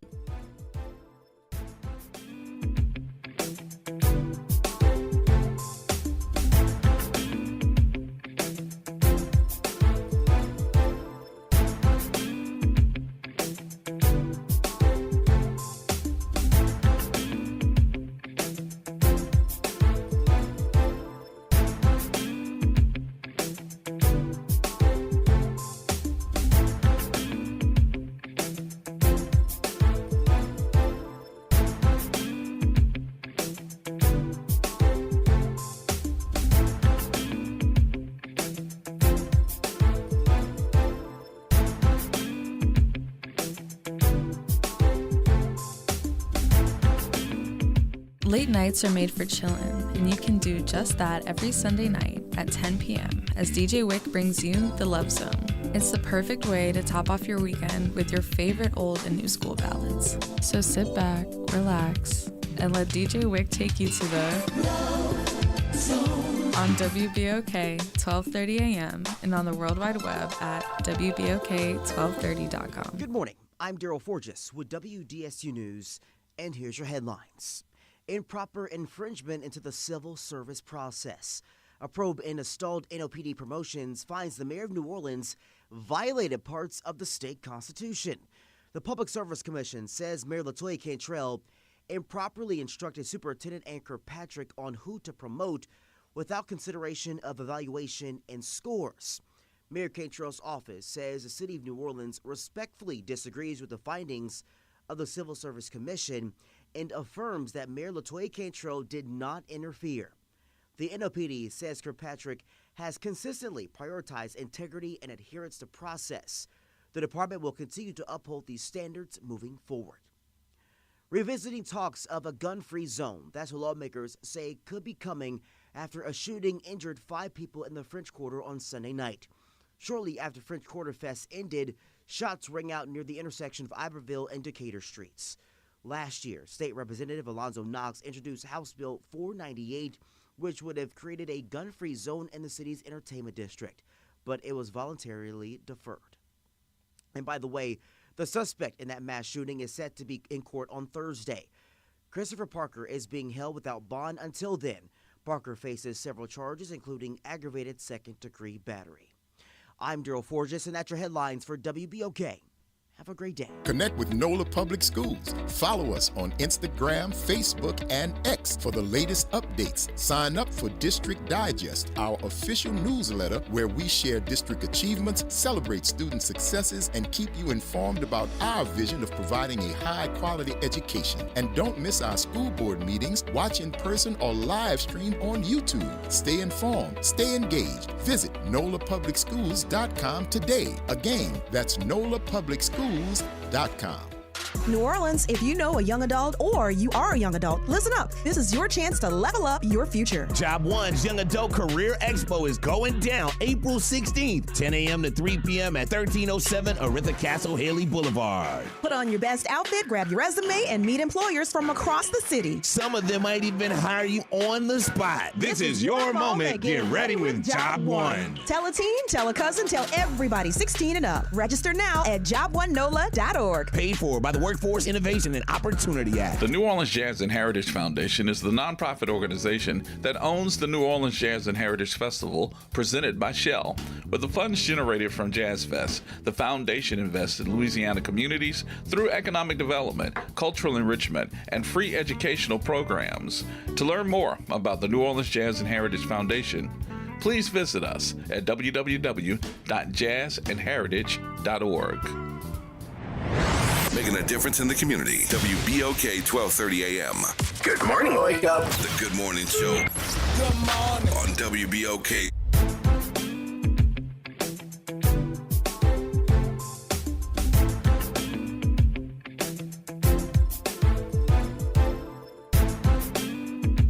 And we are back. Welcome back to the Good Morning Show. I am your host, Dr. Ashanta White. Happy Tuesday, y'all. I want to remind you that WBOK 1230 AM Good Morning Show is now a podcast. You can catch us anywhere you listen to your favorite podcast. So tap in with us. We're a podcast, y'all. We moving on up in the world. If you're just joining us, you missed the conversation with our Superintendent of Police and Kirkpatrick. We briefly addressed the Civil Service Commission's report. And the superintendent's stance on that is that she's in lockstep with the mayor in terms of making certain that all hiring and promotions are in line with merit, and that she stands by her decisions for those promotions. And so there's the long and short there. And so I want to jump into this story because, as we know, the state of Louisiana is moving in a direction of making certain that people are executed in this state. And we just carried out an execution for the first time in a long time. And now there's a proposed bill in Louisiana, House Bill 572, which aims to reduce the time between conviction and execution in death penalty cases. The bill would establish stricter timelines for post-conviction relief, appeals, and give Attorney General's office more control over the process. The bill is being supported by Attorney General Liz Murrill. It says, as the state resumes executions of death row prisoners, a bill in the legislature aims to cut back on the time people convicted of crimes can spend trying to reduce or overturn their sentences. And it will vest more power over the process with the Attorney General's office. I have questions. And if you want to join the conversation, the number here is 504-582-9422. So here's my first question. Because we do know that there are glaring disparities in the criminal justice arena. Yeah, justice is in quotation marks, right? We know that there are a vast number of people who are fighting convictions, fighting charges, fighting allegations that are not founded in any sort of evidence, right? Any sort of without any to put people in jail for that amount of time or even for life. I think there should be a preponderance of evidence to make certain that there's no other way but this way. This is the person who committed this crime, which is why we trying to bar these unanimous juries. We're trying to make that retroactive because people deserve an opportunity to ensure their innocence or to be able to prove. The state should be able to prove beyond a reasonable doubt their guilt. And this idea that we want to shorten the time between people's convictions and their right to appeal these convictions, that doesn't speak to justice, in my opinion. It doesn't speak to ensuring the humanity of a process, right? Like, I mean, the things we are fighting for in this state, they don't align themselves with humanity. Even this thought that y'all are pro-life. How can you be pro-life and we're looking for ways to quickly kill folk, to quickly execute people as if we don't know that there are innocent people sitting in these prisons? You know, that disparities ensure that a certain population of people are over-policed and over-incarcerated at rates 2 and 3 times their white counterparts. And so there's an issue here. And I seem to not be the only person to feel this way, because there's an article out by the American Friends Service Committee that says it's time to repeal the death penalty. The death penalty flies in the face of moral values, common sense, and history. Yet we have an attorney general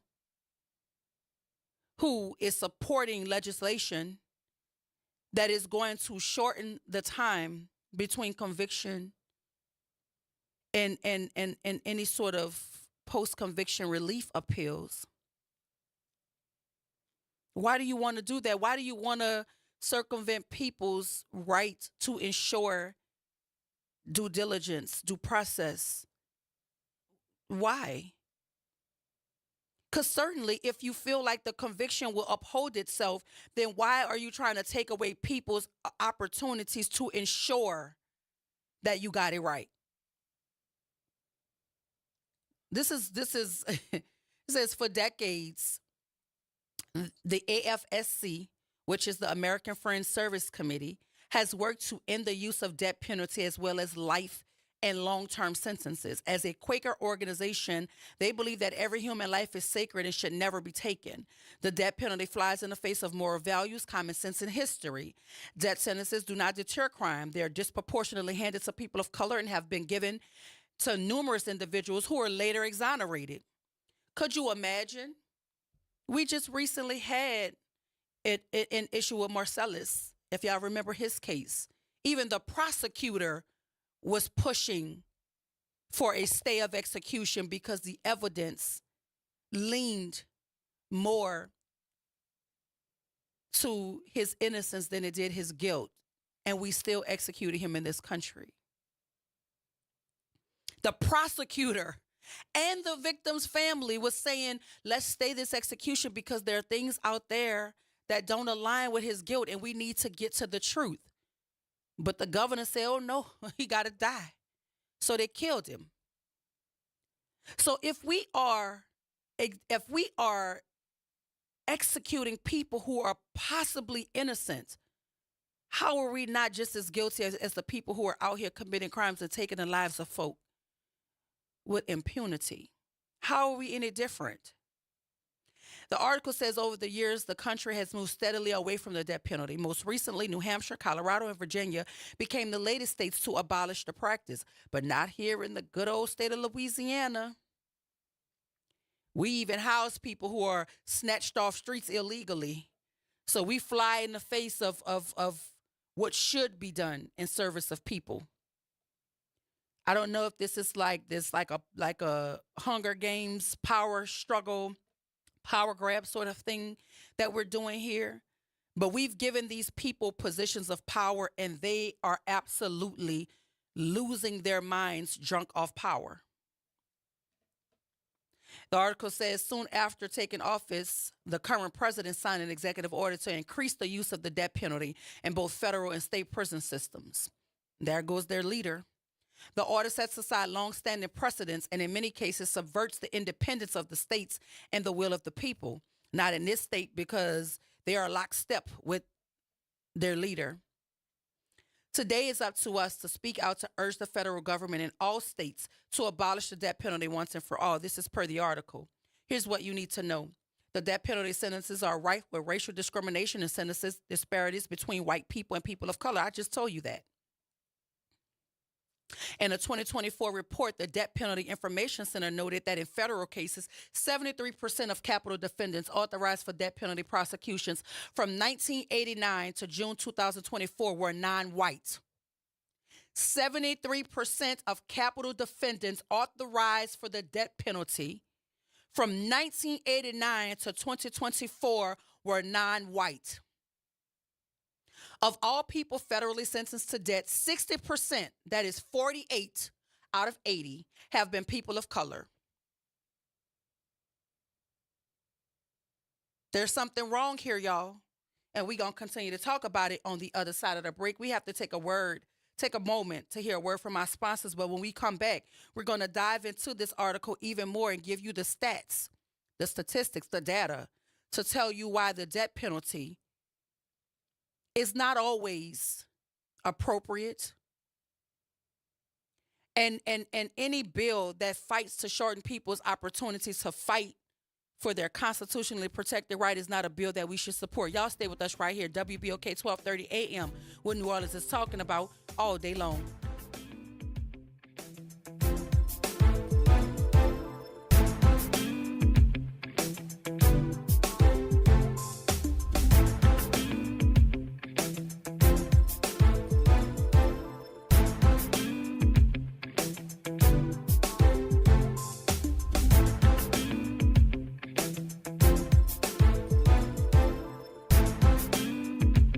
This is your news update for WBOK from WDSU.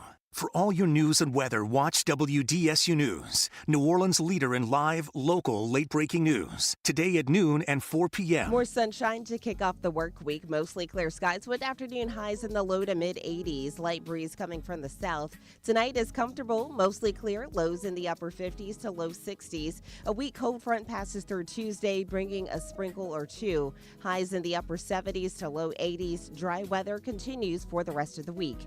From the WDSU First Warning Weather Center, I'm Raven Richard. Hi, this is Arnie Filko. Let's elevate every Tuesday through Thursday from 6 to 7 o'clock p.m. as we discuss the community, the country, and the world, from politics to current events to sports. We look forward to your input and continuing the quality programming on your community station, WBOK. Join Carrie and I every Tuesday through Thursday, 6 to 7 o'clock p.m. on Elevated Conversations, the Arnie and Carrie Show. See you soon. This summer, let your child's creativity shine at Camp Art, New Orleans' most vibrant, arts-driven camp experience for kids ages 4 to 12. Hosted by Beyond the Stage, Camp Art blends visual art, theater, music, dance, and creative writing with New Orleans history and culture. Plus, field trips, guest artists, and camper showcases. With full-day programming before and after care and sessions starting June 9th, it's the perfect fit for working parents. Fun, enriching, unforgettable. Register now at beyondthestagellc.com/campart and follow us on social media at Beyond the Stage LLC. Hey everybody, it's Kimber White Dupree. And it's Graylin Brian Banks from the front porch. We're coming up next. Good morning, wake up. The Good Morning Show. Good morning. On WBOK.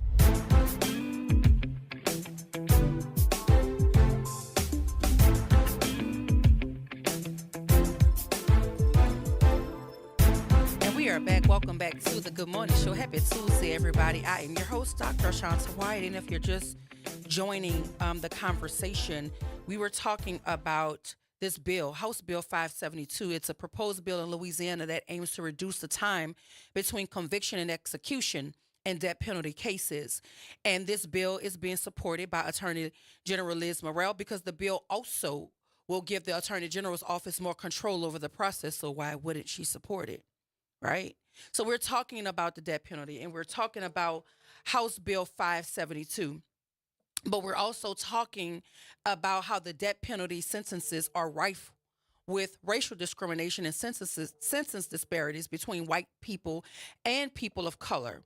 So that alone should give us pause as to expanding the use of the death penalty here in the state of Louisiana.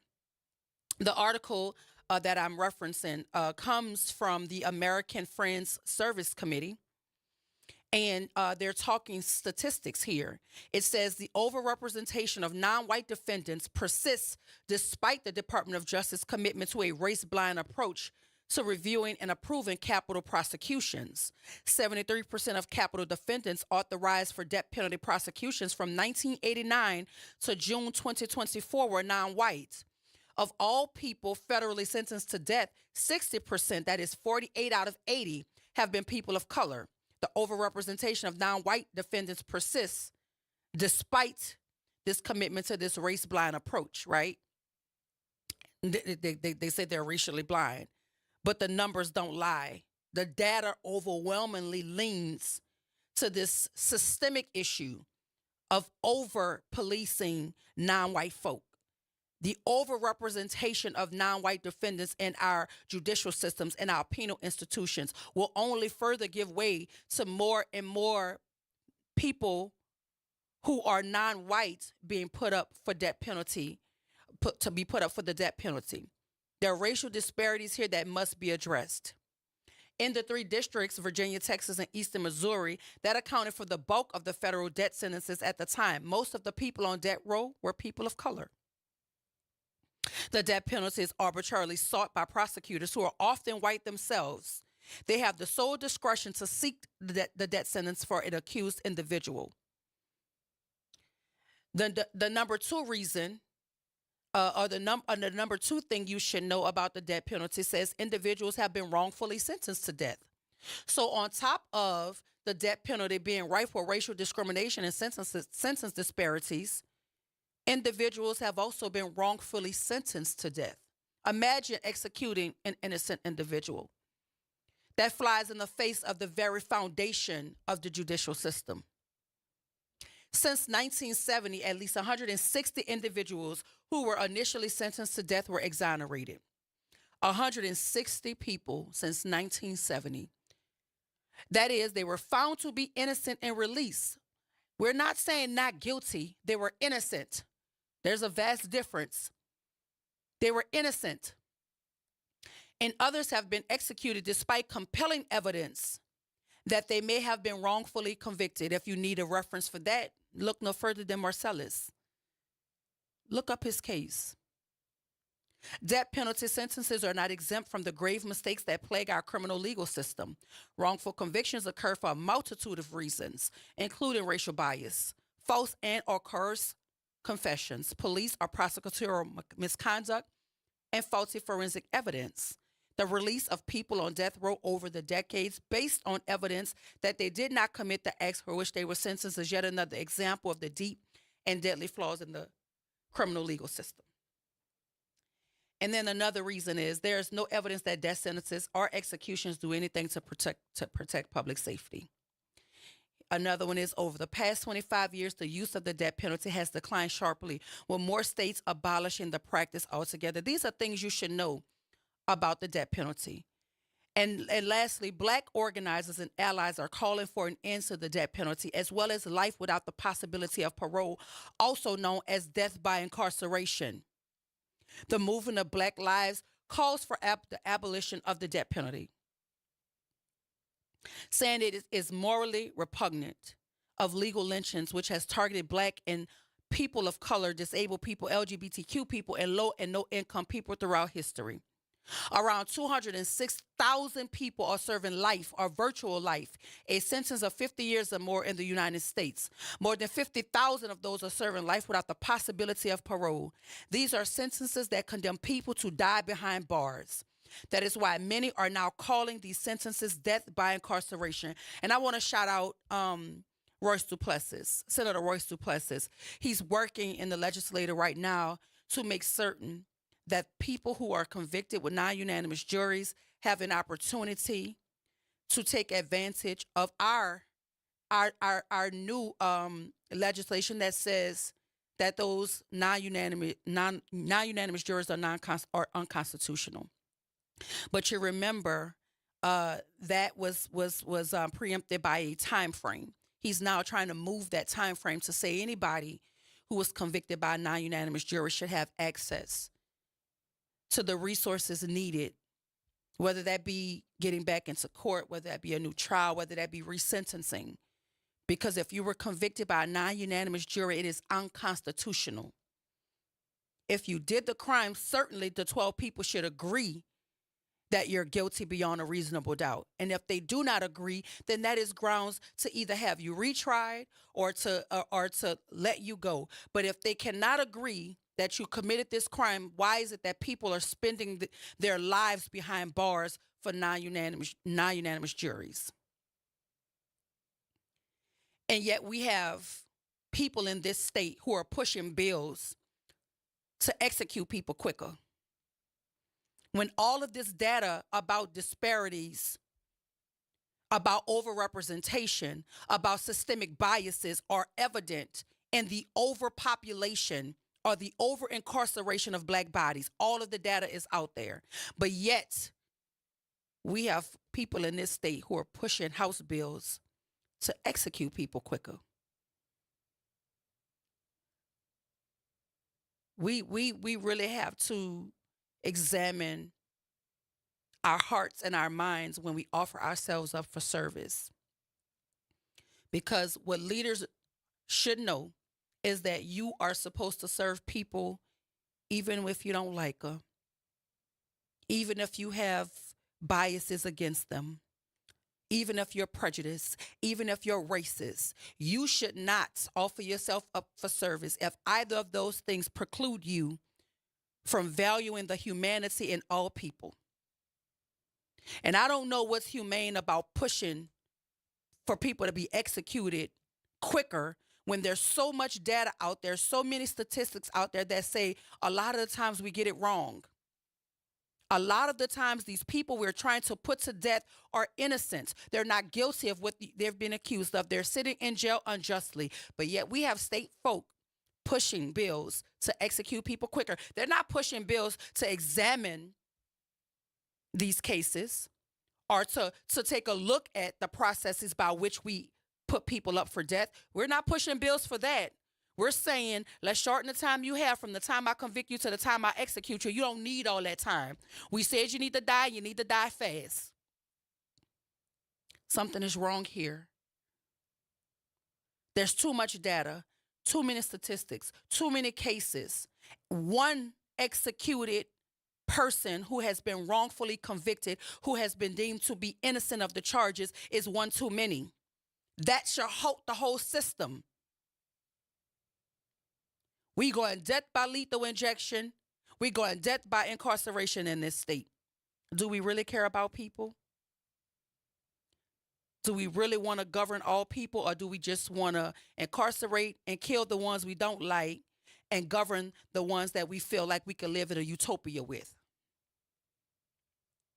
Because I would go out on a limb and say there are things that you've done, things that your family members have done, but you have enough privilege and power and wealth to cover it up, to hide it, to not be held accountable for it. But see, poor people don't have that privilege. They don't have that power. They don't have that wealth. So more often than not, just being accused of a crime is a death sentence for poor people because they don't have the means to fight back. They don't know the right people. They're not running in the right circles. They're not friends with the governor. They don't know the attorney general. They don't go fishing with these people. So they don't have a chance. The system is broken and it's up to us to fix it. Y'all stay tuned. Up next for the Front Porch with Grayling and Kimba. But as far as the Good Morning Show, Reverend Dr. Torrance Sanders is going to see y'all tomorrow. This is WBOK 1230 AM, what New Orleans is talking about all day long.